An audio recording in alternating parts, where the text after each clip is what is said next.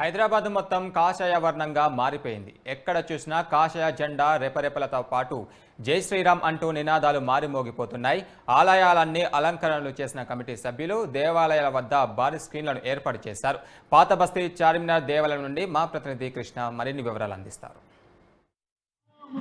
అయోధ్యలో బాలరాముని ప్రాణ ప్రతిష్ఠ హైదరాబాదే కాదు మొత్తం యావత్ భారతదేశంలో కూడా ఈరోజు పండగ వాతావరణం కనిపిస్తోంది. ఎక్కడ చూసినా జై శ్రీరామ్ అంటూ మొత్తం కాషాయ వర్ణంగా మారింది.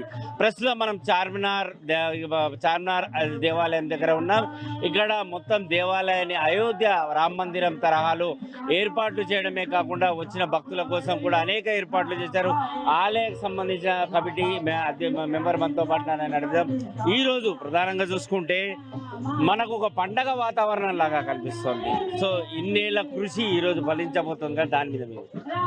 అవునండి, దేశవ్యాప్తంగా ప్రజలందరిలో కూడా మనసులో చాలా ఉత్సాహం ఉంది.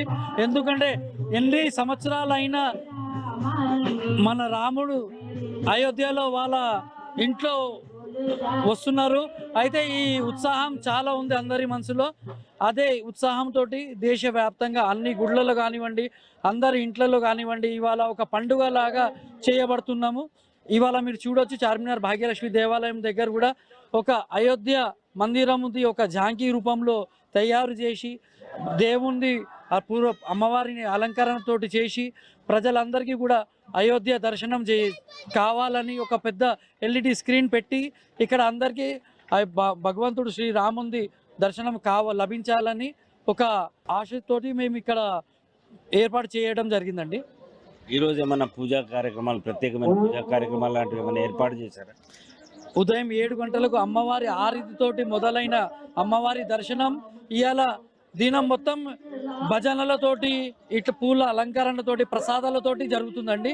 అయితే భక్తులందరూ కూడా వచ్చే వాళ్ళందరూ కూడా ఇక్కడ జరుగుతున్న భజనలు దాంట్లో కొంచెం పార్టిసిపేట్ చేసుకుంటూ అమ్మవారి దగ్గర ప్రసాదాలు తీసుకొని వెళ్ళొచ్చు. అలాగే భక్తులందరికీ కూడా ఆ శ్రీరాముడి దర్శనం కావాలని ఇక్కడ ఒక ఎల్ఈడి స్క్రీన్ కూడా పెట్టడం జరిగిందండి. మొత్తానికి మనం చూడవచ్చు, మొత్తం భాగ్యలక్ష్మి దేవాలయాన్ని మొత్తం అలంకరించడం కూడా జరిగింది. ఈ భాగ్యలక్ష్మి దేవాలయంలో కూడా మనం చూడొచ్చు, అయోధ్యలో రాముల వారి దేవాలయాన్ని ఏ విధంగా నిర్మించారో ఆ తరహాలో భాగ్యలక్ష్మి దేవాలయాన్ని కూడా పూలతో అలంకరించారు. ప్రత్యేకమైన భజన కార్యక్రమాలు అనేవి ఏర్పాటు చేశారు.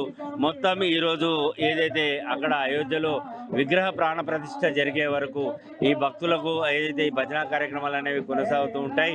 మొత్తం ప్రజలంతా కూడా ఇక్కడికి వచ్చే భక్తులు దీనంతా వీక్షించే విధంగా ఒక ఎల్సిడిని ఏర్పాటు చేశారు. ఆ ఎల్సిడిలో మొత్తం ఈ ప్రాణ ప్రతిష్టను, అయోధ్యలో జరిగే ప్రాణ ప్రతిష్టను కూడా ఇక్కడ ఏదైతే స్వయంగా వీక్షించవచ్చు అని చెప్పేసి ఇక్కడ ఆలయ కమిటీ ఏర్పాట్లు చేయడం జరిగింది. ఇక బందోబస్తు వ్యవహారానికి వస్తే కూడా ఎలాంటి గొడవలు జరగకుండా, ఎందుకంటే హైదరాబాద్లో సమస్యాత్మక సున్నిత ప్రాంతాల్లో చార్మినార్ కూడా ఒక ప్రాంతం కాబట్టి ఎలాంటి గొడవలు జరగకుండా అన్ని పోలీసులు ఎక్కడికక్కడ కట్టుదిట్టం చేయడం జరిగింది. మొత్తం ఇటు భాగ్యలక్ష్మి దేవాలయమే కాదు, మొత్తం హైదరాబాదు పరిసర ప్రాంతాలు పాత బస్తీలు కూడా మొత్తం కాషాయవర్ణంగా మారాయి. చాలా చోట్ల కూడా చాలామంది ఉత్సవాల కోసం ముందుకు వచ్చి అన్నదాన కార్యక్రమాలు చేయడమే కాకుండా ప్రతి దేవాలయమే కాదు, ప్రతి షాపుల దగ్గర, ప్రతి ఇళ్ల మీద కూడా కాషాయ జెండా రెపరెపలాడే విధంగా అన్ని ఏర్పాట్లు చేశారు.